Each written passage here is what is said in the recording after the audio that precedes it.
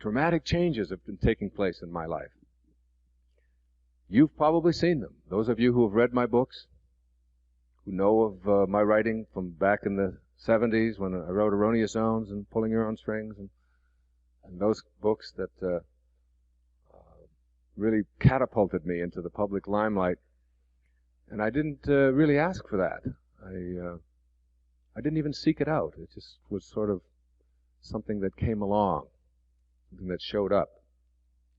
And people ask me over and over again, why now? Why is the tone of your talks, and why is the tone of your books, why is "you'll see it when you believe it" such a, it's almost got a spiritual nature to it. What is it about that? And where did that come from? Well, I wrote a book years ago, almost a decade ago, called Gifts from Icus. And in that book, it's a parable, and it's a book that I've sent out to thousands of people all around the planet, that people that write to me, and leaders and so on. It's a very simple thing. It was just a little parable that I decided to write as another way of expressing these ideas that I'm sharing here with you this afternoon.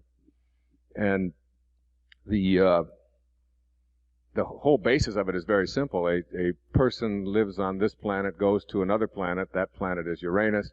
Uranus is a place where there's an exact duplicate of Earth.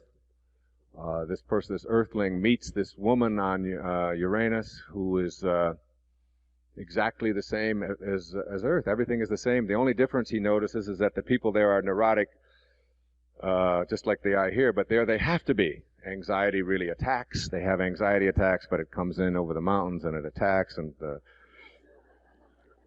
if you're feeling guilty about something on Uranus, you can go into rewind and you can do it over again. And then there's a reason for that guilt. As soon as you launch yourself into the guilt mode, you get to redo what you did and relive it, and all of it makes great sense. But here, Icus is persuaded to come to this planet, and she cannot figure out where she comes from, where people are neurotic because they have to be.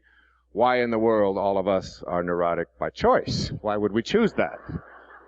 She just doesn't get that, and wanders all over the planet in just total disarray because she can't figure out why we're all choosing to live these self-defeating lives.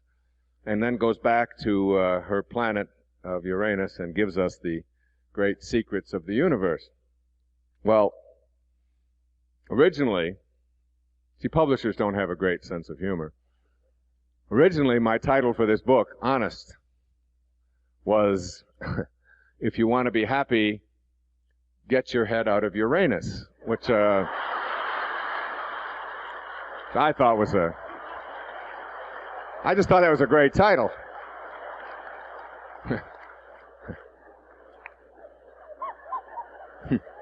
I had a great idea for the cover. I was talking to Deepak about, now he's very technical. He uses all these scientific terms. He said that's called anal cerebral inversion, all right? But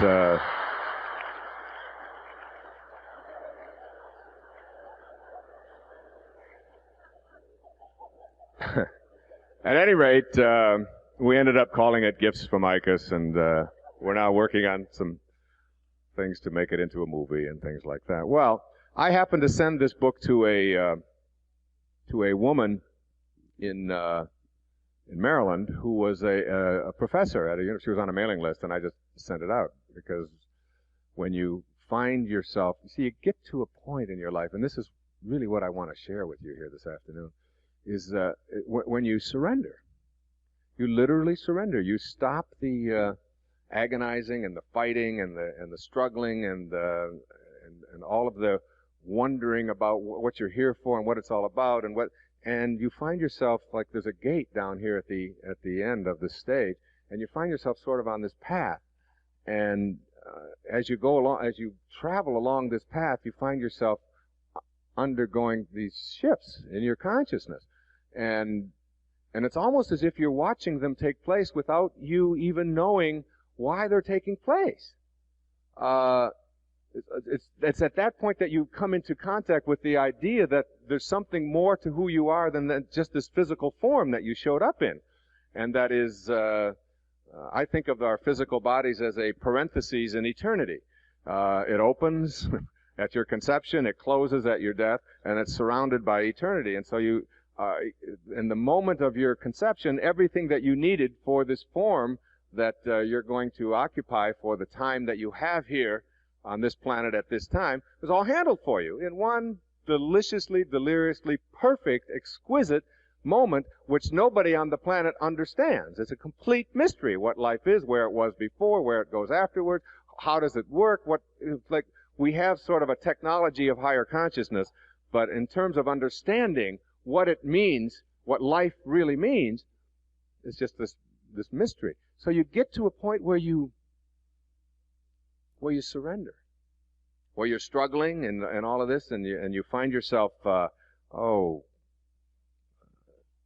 in relationships, as Shakti was talking about so beautifully, and then you find that it's not necessary any longer to prove yourself right or wrong with the person you're in a relationship with, and that there are going to be people who are not only not on the path that are going to be in your life, but they're not even on an entrance ramp. Okay, I mean they're not.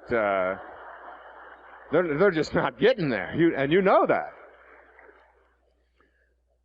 They're not even in the lane to get over to the entrance ramp. You know that. And they're not going to be in this lifetime, because there are some people that live 90 years, and there are a lot of people who live 1 year 90 times, aren't there? And it's over and over again the same kinds of thing. And you find yourself, as you proceed along this path, heading towards this gate, that undergoing these changes and not really quite understanding them. And this was happening to me. My writing was beginning to take on a shift away from how-to and away from psychology and away from teaching people about self-development and how to manage their own emotions and how not to be victimized and even how to live the self-actualized life and how to raise our kids and all of these kinds of things, which are all are works that of which I'm enormously proud. But I found myself not just shifting in my writing, because my writing is always a reflection of that invisible part of who I am. Just like that invisible intelligence that suffuses this chrysanthemum is in there, that same intelligence suffuses me. And I can't name it. So it doesn't matter what you call it. And so often on our planet, we get ourselves consumed and are willing to fight wars over what it is that we call things. Some call it God, some call it spirit, some call it soul, some call it consciousness. You can call it Louise if you want.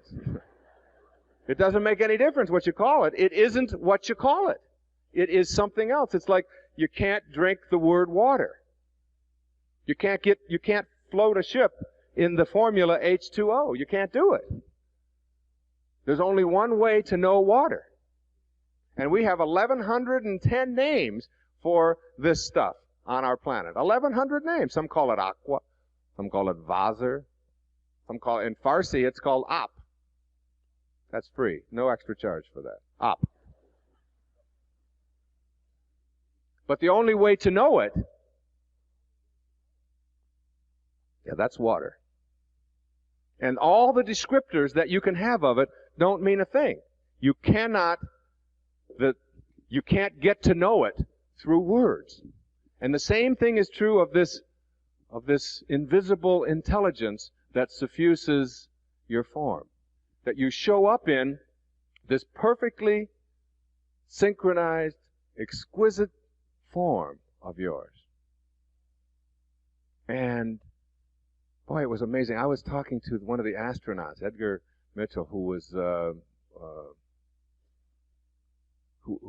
one of the people who circumnavigated the moon while his colleagues were down there exploring it back in 1971. And he said he was out there and he looked to his right and he saw this infinity of stars and celestial bodies. Just an infinity, an endless number of them that went to who knows where.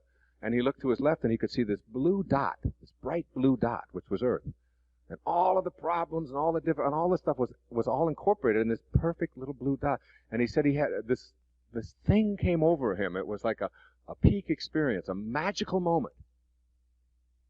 And in that magical moment, he realized that this is an intelligent system that we are all a part of. That there's nothing accidental about it. And he came down from that orbit, came back to Earth, and quit the space program, and went out and talked about those concepts, and has been doing it for 20 years. It totally transformed his life. And he said it was an awareness of the intelligence that this system is, and that I am a part of, that made me transform my life. It's like you get that awareness. And how it happens is not really the issue. The fact that it is something that is a part of your life, it is what has attracted you here today. And I can't explain it. This woman in Maryland that I sent the book to was a scholar who was an expert on Russian literature. And I didn't know who I was sending the book to. And she wrote me back a letter, and she was doing a history of Leo Tolstoy, who was, at the time of his death, in the last 2 years of his life, 1908 and 1909, he was the most famous man on the planet. This was a man who I adored. I had 13 children. I mean, I'm a piker compared to this guy. But he was a man who started out writing very much like I did. He was writing about things and writing stories. And then he progressed into some of his great novels that we know. And then in the last 20 years of his life or so, his writing took on a whole new flavor. And it was something that he didn't even feel he had control over.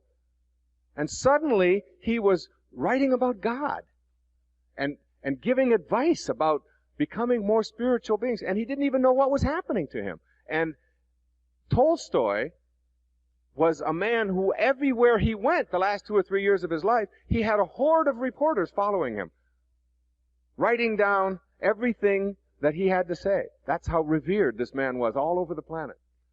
And she sent me, she said, I have read Icus, and I've read You'll See It When You Believe It. And she said, your things are happening to you. I can sense it. And you don't even know it. And I started one of those shaky things, because she was hitting me, right where I live, because it was true. And she said, I was in Moscow last summer, and I was going through the archives, and I came across the original, in Tolstoy's handwriting, his first draft of his will, written in 1885, in his own handwriting, never before published. And this is what he said. And it was so applicable to what is going on in my world today. He said, furthermore, and in particular, I ask all people near and far not to praise me. I know they will do so because they have done so in my own lifetime in the most unseemly ways. But if they want to study my writings, let them look carefully at those passages in them in which I know the power of God spoke through me, and make use of them for their own lives. There have been times when I felt I was becoming the bearer of God's will. I have often been so impure, so full of personal passions, that the light of this truth has sometimes been obscured by my own darkness. But nevertheless, this truth has sometimes passed through me, and these have been the happiest moments of my life. God grant that these truths should not have been defiled in passing through me, and that people might feed on them despite the superficial and impure form which I have given them. Leo Tolstoy.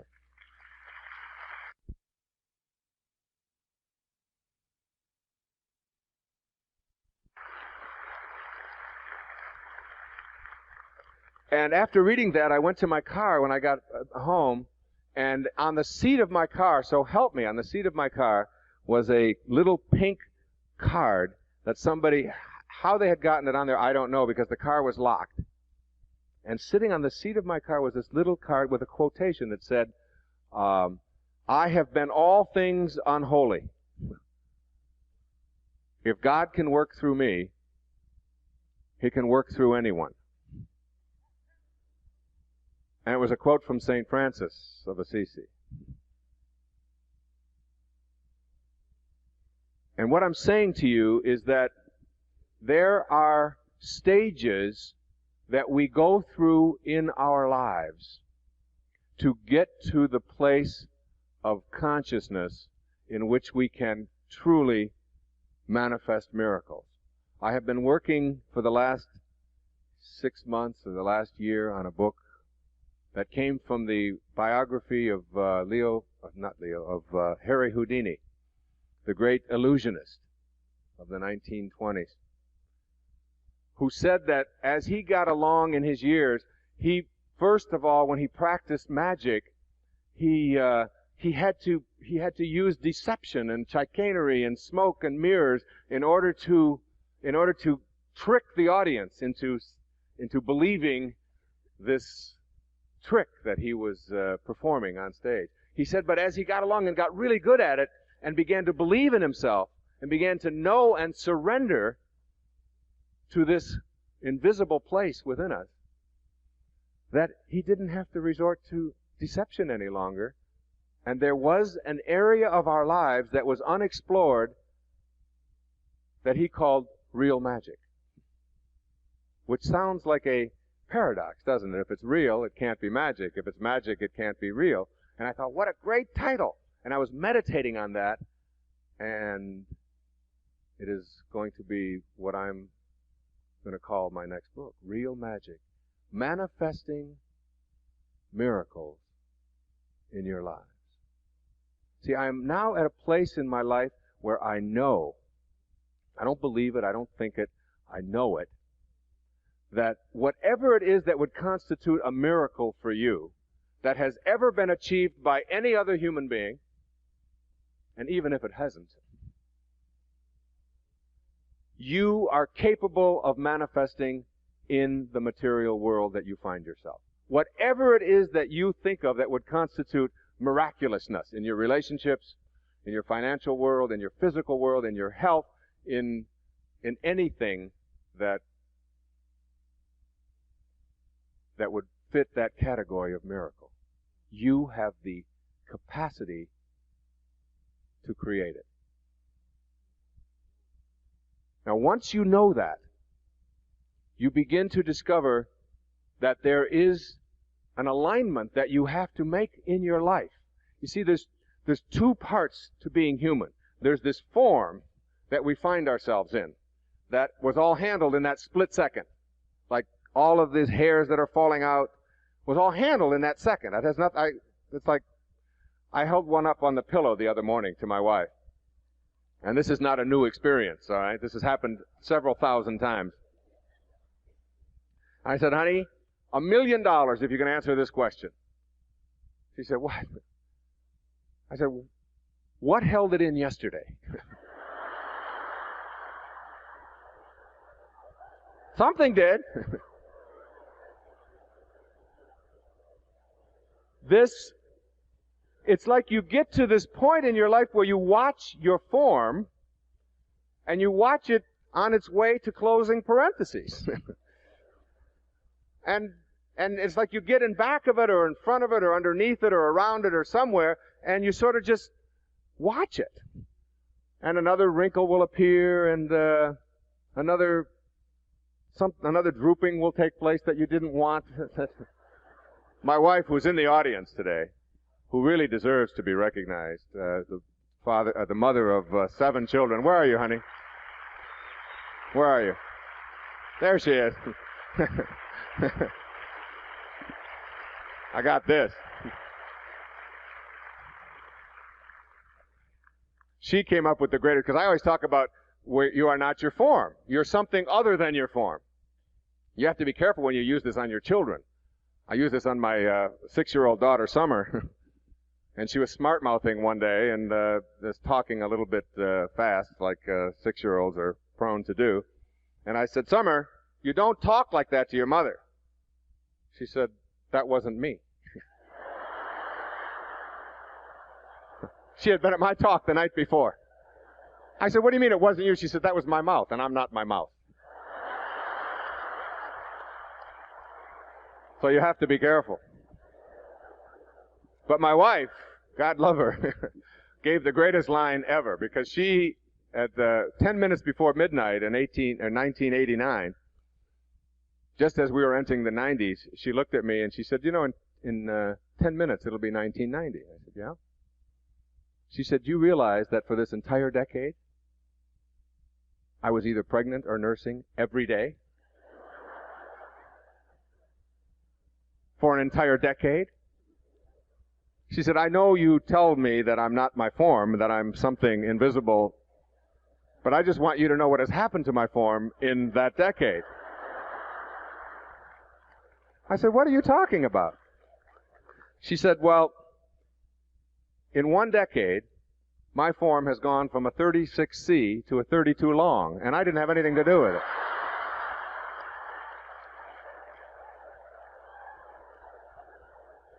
She said, don't you remember I used to nurse Sky up here? Then I had a pillow for Summer, and then Serena came along, and I got rid of the pillow. And then Sands came along, and I just sort of went, and then Sage came along, and I said, here, you want a drink? Help yourself. You know, so, you don't remember all of that? I said, yeah, you're right. It's a good point. You got to have a sense of humor about all of this stuff. You know? But what happens is that you get to this point in your life where you literally are capable of getting outside of this form that you occupy and coming in contact with another dimension of yourself that you can't describe with words any more than you can describe the experience of water with formulas. You must know it and go within and honor it and get it. And as you do that, it comes about from this surrendering process, from this knowing and this realignment. See, if you align yourself first with the physical side, and then primarily physical and secondarily the spiritual side, then your physical world is directing, if you will, the spiritual part of your life. The thoughts, the images, the feelings, all of this part of you that is invisible come from this the physical side of you. What it takes in order to experience real magic is to realign and to align yourself first spiritually and allow your physiology then to flow from that. It's almost like you have to get outside of your body, watch it do what it has to do, allow it to go through whatever motions it has to go through, but align yourself first and foremost with this invisible part of you. Now, most people don't get this. They don't ever get in their life that this invisible part, this thing that you can call thought or consciousness or soul or whatever it is something that is real. Because it doesn't have boundaries and dimensions like the physical world, we sort of put it aside and give it a couple of hours on Sunday morning. And then when that's over, we charge out of the church lot and don't even let our neighbors in very often on our way home. But it really, what it takes is this realignment. It happened for me when my grandmother died in 1983 on April the 15th, when she was admitted to the hospital and they weighed her in her 95th year, and she knew that she was dying, and they weighed her, and she weighed 133 pounds because it was one of the things that they had to do to fill out all of the forms for the left-brained attendants who run hospitals. Even more important is what insurance card do you have? And what was interesting then, my grandmother died. And there was this package, this container, if you will. It wasn't my grandmother. It was cold and getting stiff and blue, and my grandmother was this beautiful soul who raised 5 children, who was such a lively, delightful person. And when my mother was struggling in the early days of her life, when she had 3 boys, when I was the last of those 3, my grandmother was there to help out and take one of those boys in, and had one of her boys, her own, was a prisoner of war in a Nazi concentration camp. She didn't even know if he was alive or dead for a couple of years. And she was that person who always was there to iron clothes or to feed or to find the food for whoever needed it. She was a delightful, beautiful soul. And that's who she was. And she certainly wasn't this container. And when they weighed this container for the death certificate, it weighed 133 pounds. And there was such a powerful metaphor in that. That when life passes from your body, as it will, it won't weigh any less as a result. So that whatever it is that constitutes your life is weightless. You can't get a hold of your life and apply the same rules that you apply to the physicalness that houses your body. You can't do that. You have to know that your life is invisible. It weighs nothing. And yet, you can never escape it. In writing, you'll see it when you believe it. I always come up with a display quote. My display quote for this book was written in a letter by John Quincy Adams 3 days before his death. John Quincy Adams was a very spiritual man. The most spiritual who ever sat in the White House. A man who railed against Jefferson and Washington and Madison, who wrote words like all men are created equal, and went home to their slaves at Mount Vernon and Monticello, and he told them, you can't be authentic and behave in those ways. You have to walk the talk. He knew something that very few people knew at that time, particularly politicians. He even chastised his own father for those kinds of values. And this was 40 years before the Civil War. And 3 days before his death, in one of his last letters, he wrote these words. He said, using a house as a metaphor for his body, John Quincy Adams is well, but the house in which he lives at the present time is becoming dilapidated. It's tottering on its foundations. Time and the seasons have nearly destroyed it. Its roof is pretty well worn out. Its walls are much shattered and tremble with every wind. I think John Quincy Adams will have to move out of it soon. But he himself is quite well. Quite well, thank you. Now,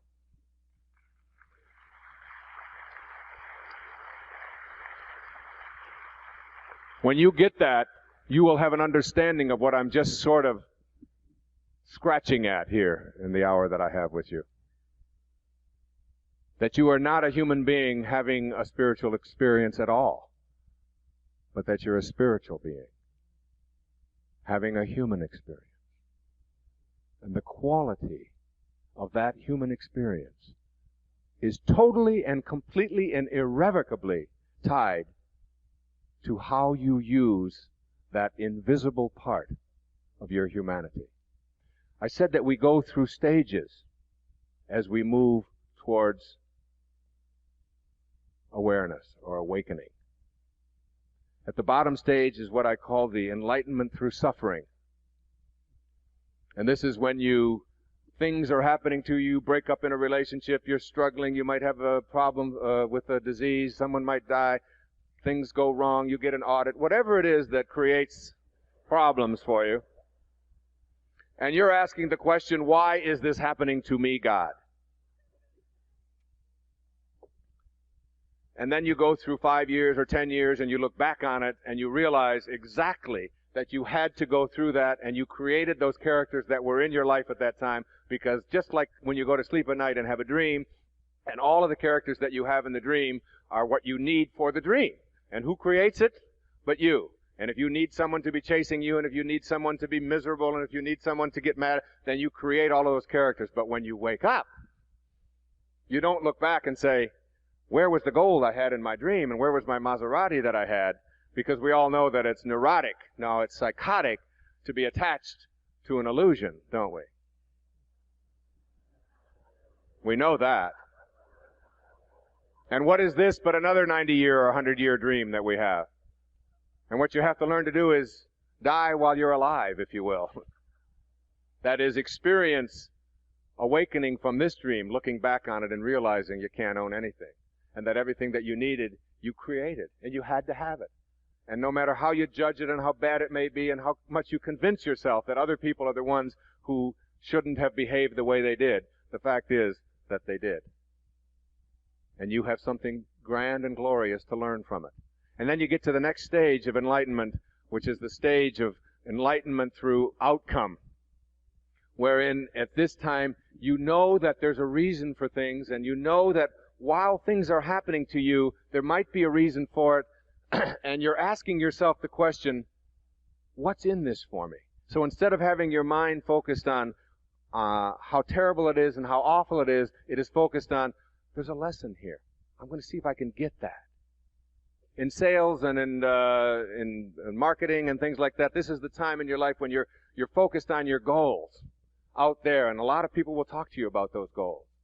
And you set these goals, and you struggle, and you work for them, and you get here, and this is the external orientation time of your life.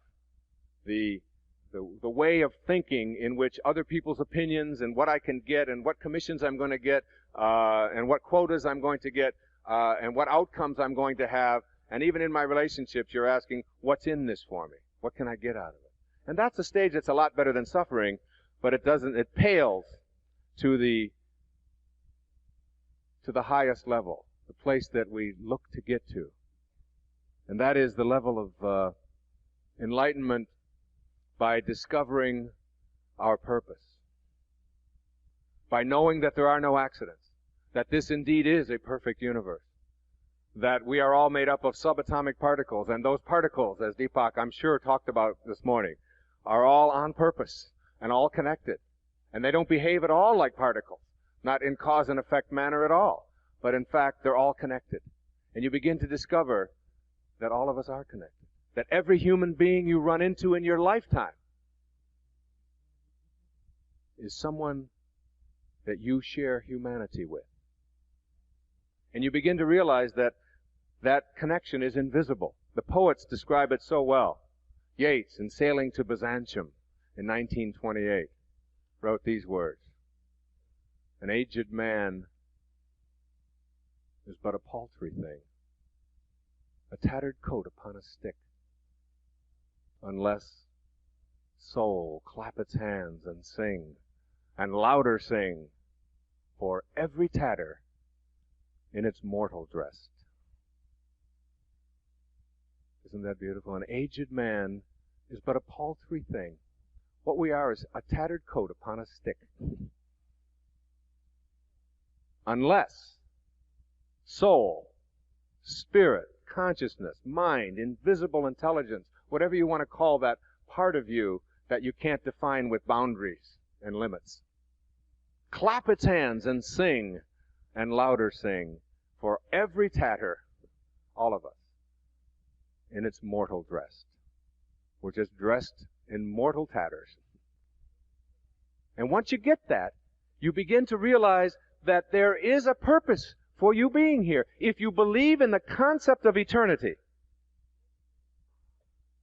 that is, no beginnings, no ends, dimensionless, formless eternity, if you believe somehow in your mind in that concept, then you know that there was an instant before you were conceived in which you went from formlessness to form. Somehow, in some way, you came into the material world.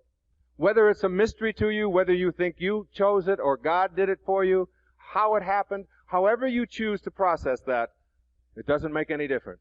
You know that there was an instant before your conception in which you went from formlessness to form, and then you get this parenthesis in eternity, and then you go back to non-form, whatever that may mean.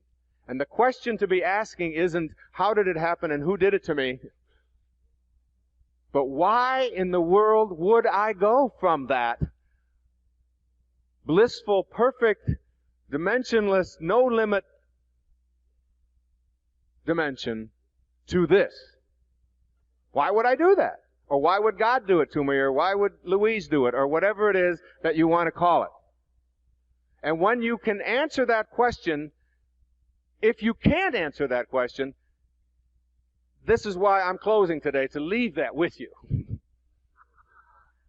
That question to me is so simple. If you understand that you can't own anything, you can't get anything, you can't have anything, that you just get a parenthesis in eternity and then it's gone. It's an instant, that the jewelry that adorns you will adorn another in a metaphysical instant, that the house that you think is yours will house another just like that in an instant. And you can't have anything, and from the perspective of dying and looking back, it's like waking from the dream. You can't be attached to all of that stuff that was back there because it's now back in pure thought, as is everything, if you learned what Deepak had to say this morning. It is all thought. The whole universe comes out of that consciousness of thought. Everything that's ever happened to you up until this moment, in this moment, which is all you get, is a thought. Everything that's ever going to happen to you from this moment on is a thought in this moment. Every relationship that you have with everyone in your life is a thought. You can't get behind someone else's eyeballs and be them. The only thing you can do is experience them with your mind. And if in your mind you understand that what you think about is what expands, or as it says in Proverbs, as you think, so shall you be. If you know that, then what you're processing in your relationships is what's wrong with that person or what you don't like. Then what you don't like and what's wrong will expand. It has to. If you process that person in terms of what I love about them, then that will expand for you. So that person is just a thought to you. And how you relate to them is exquisitely and perfectly in thought. If you think that you're going to get worse, if you think if you have a sniffle on Monday morning, but tomorrow it'll be in your throat, and on Wednesday it'll be in your chest, and on Thursday you'll have a fever, and on Friday you're going to have to take the day off because it always happens that way, and it's still Monday morning, then you're going to create that. Now, if you know that what you think about expands, then you want to be very careful about what you think about. You don't want to be thinking about scarcity or what's wrong or what you don't like unless you want that to expand. And people who are enormously successful have what I call an abundance philosophy, not a scarcity consciousness. People who have a scarcity consciousness believe in scarcity. They defend it, they argue for it, and they tell everybody else that that's what's going to happen, and sure enough, that's what they create. Your purpose as a human being for being here, since you can't have anything, you can't take a thing with you out of the dream, it all just evaporates back into that amorphous, dimensionless place, it's not even a place, called thought or consciousness or Louise. Then the only thing that you can do, you show up with this naked little body, it goes through its wrinkling process,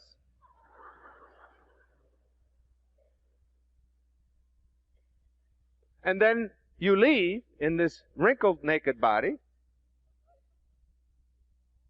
If you can't get anything, or own anything, or be attached to anything, then the only thing you can do is give it away. If you can't get anything, you have to give. When you get that your purpose is about giving and loving and serving, and understanding that, and that whatever it is that you're doing, if you're in sales, if you're focused on how can I help the quotas and meet the quotas of the people that I'm serving instead of what's in it for me outcome, if you can, in your relationships, give yourself to that other person, if you can find yourself in a position of being able to serve, that is all you can do with your humanity. The measure of the effectiveness of your life is not going to be in what you accumulated. It's going to be in what you were able to give. If you get on giving, your life is working at all levels. When you are inspired, your life works in all areas and in all levels. When you're not inspired, your life isn't working in any level. And when you get to that place where you go within and discover that, then you start taking care of your body in ways that you never did before.